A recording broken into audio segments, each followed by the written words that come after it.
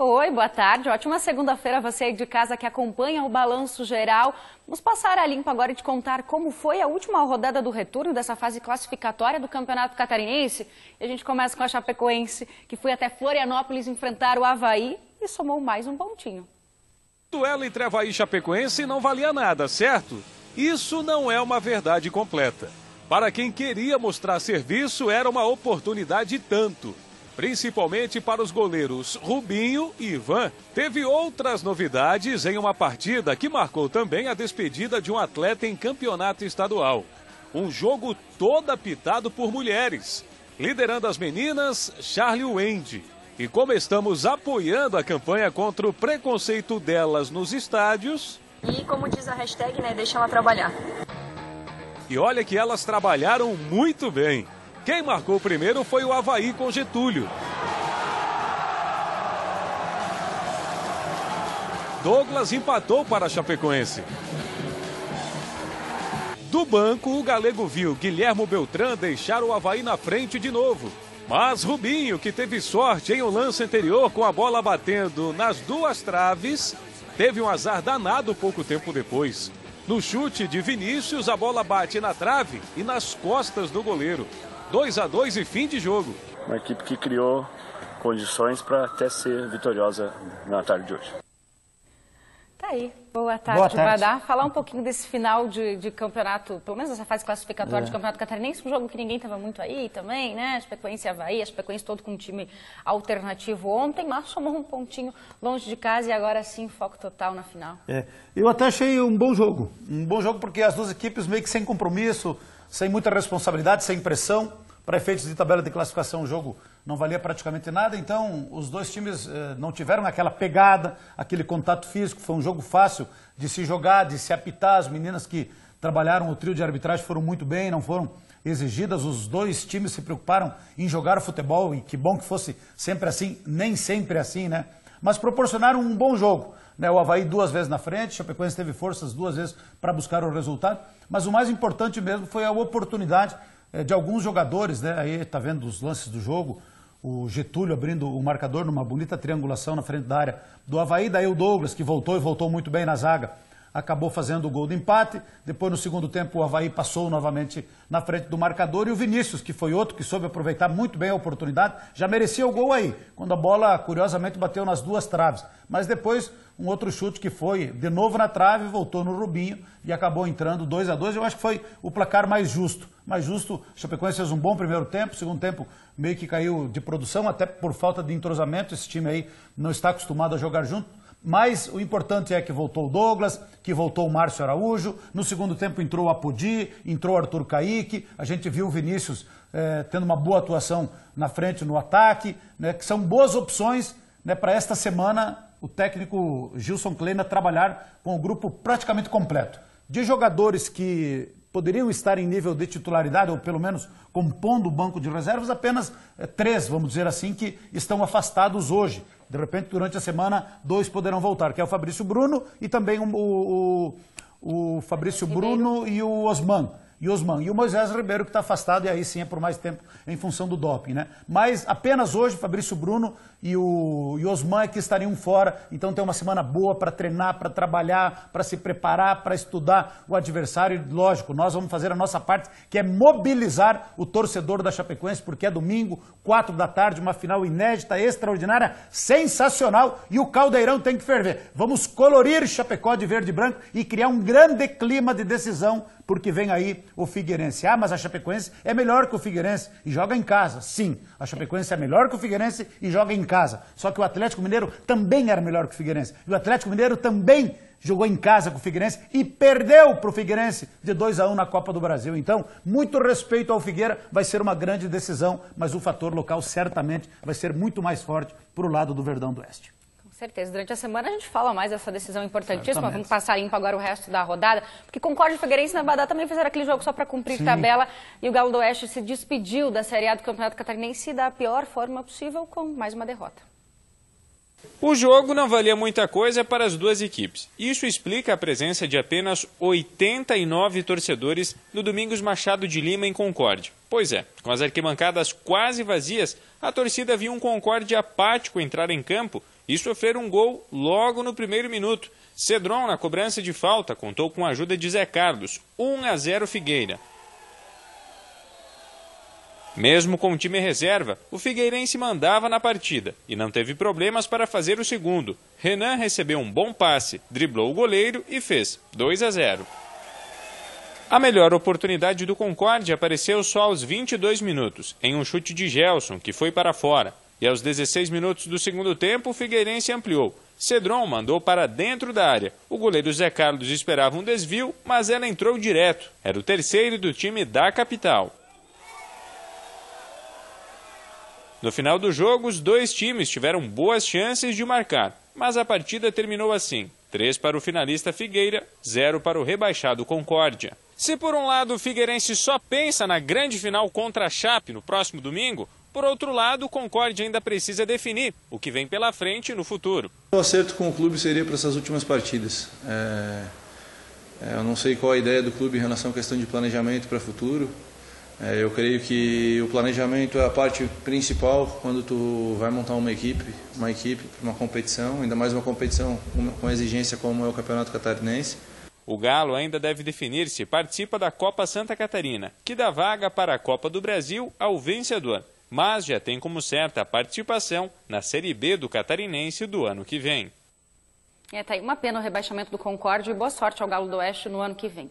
E a última rodada foi de poucas emoções e decisões, serviu para definir o segundo rebaixado. O Inter de Lages empatou com o Brusque 1-1 e se junta ao Concórdia na Série B do ano que vem. Os dois clubes vão disputar então, a Série B de 2019. No sul do estado, o Tubarão fez valer o mando de campo. Diante do Joinville, o Peixe marcou 3 vezes. Com David Batista, Nicolas Farias e Daniel Costa. Com o resultado, o Tubarão garantiu a participação na Copa do Brasil de 2019, segundo ano consecutivo na competição nacional. Ainda no sul catarinense, o Criciúma encarou o Hercílio Luz.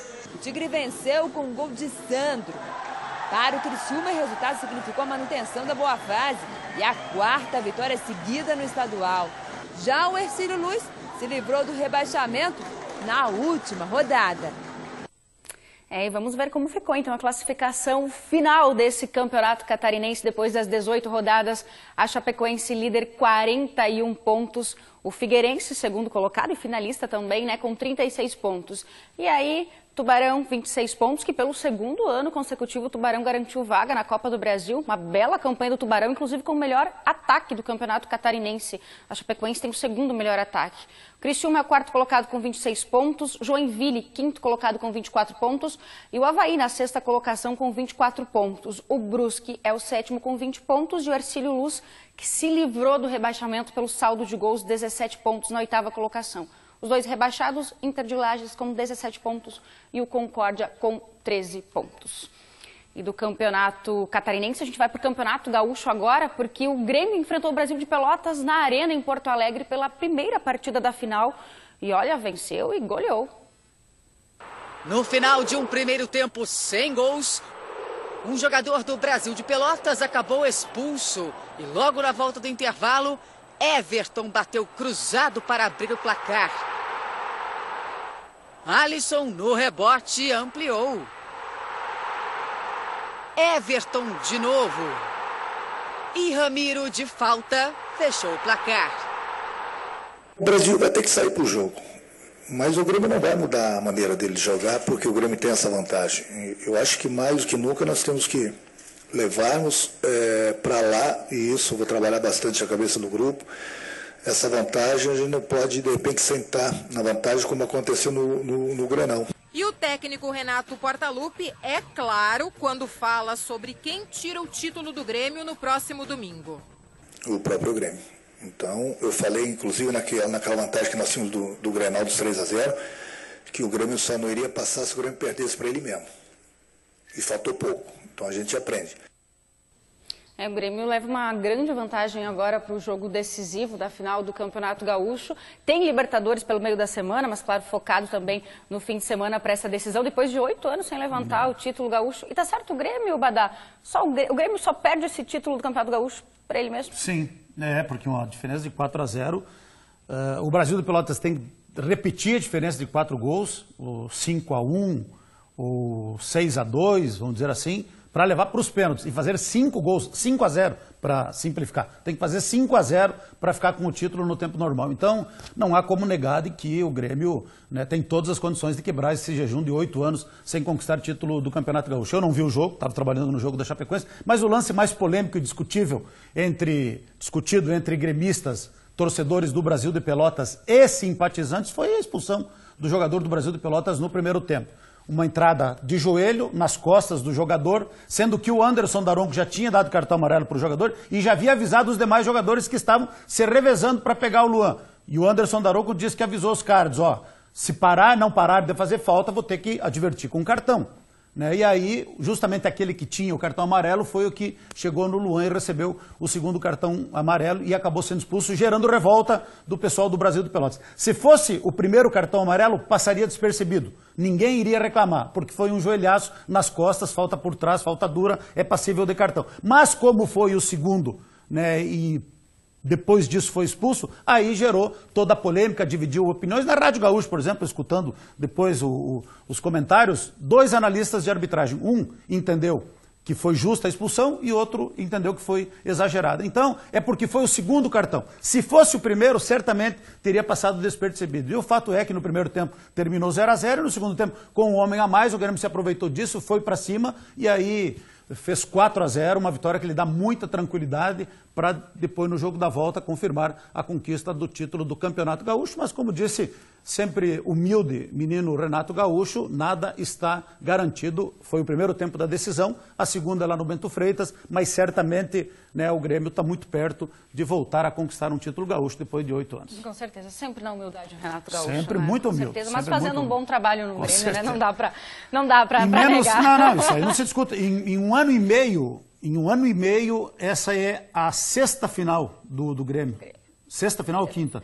Copa do Brasil, Libertadores, Recopa, Mundial e Gauchão. Quinta final que o Grêmio está disputando sob o comando do Renato Gaúcho. Perdeu apenas a decisão do Campeonato Mundial e tem a possibilidade, já conquistou 3 títulos, Copa do Brasil, Libertadores e a Recopa. E agora tem a possibilidade de, depois de tanto tempo, conquistar novamente o Campeonato Gaúcho. Aí quero ver aguentar o homem. E ainda foi até a semifinal da Copa do Brasil no ano passado, né? Ele disse que está ficando cansado de tanto levantar título, né? É humildade, como você disse em pessoa. Vamos passar limpo agora, né? Com certeza. O fim de semana foi bem movimentado nos primeiros jogos das decisões pelos estaduais do Brasil e a gente confere agora os gols. Aos 3 minutos, Renatinho foi mais rápido que o zagueiro Paulão e marcou o primeiro do Botafogo. O Vasco começou a mudar a história do jogo com o Iago Pikachu.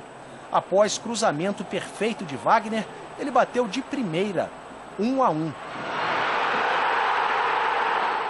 Riascos driblou 2 vezes dentro da área e tocou para Pikachu marcar o segundo dele. Virada do Vasco. Brenner, de cabeça, mostrou o oportunismo de um artilheiro. 2-2. No último lance do jogo, o argentino Andrés Rios, de voleio, fez o terceiro do Vasco, para tranquilizar de vez o técnico. Aos 36 minutos, após cobrança de falta de Otero, Ricardo Oliveira tocou para abrir o placar. O Cruzeiro sentiu o baque. 5 minutos depois, após cobrança de escanteio de Otero, Adilson desviou de cabeça e ampliou, 2-0.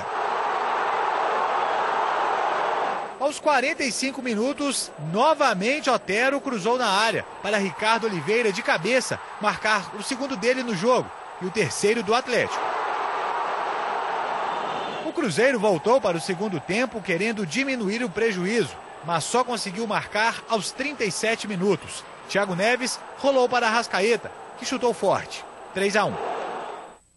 Grandes jogos aí movimentando as finais dos campeonatos estaduais. Só antes de encerrar, mandar 2 abraços muito especiais aqui, para dona Ivanilde Romani, que hoje está de aniversário. Parabéns, dona Ivanilde. Muitas felicidades para a senhora. Muito obrigado pela audiência aqui. Um abraço para toda a sua família. E dona Udila Scalcon, que esteve de aniversário na sexta-feira também. Então, parabéns a ela. Muito obrigado. E toda a família Scalcon aí também. Um abraço e obrigado pela audiência. Feito briga aí, Gazinho. Tamo aí, então. Valeu, então. Boa semana a todos e vamos em frente que domingo o bicho pega na Arena Condá. Obrigado.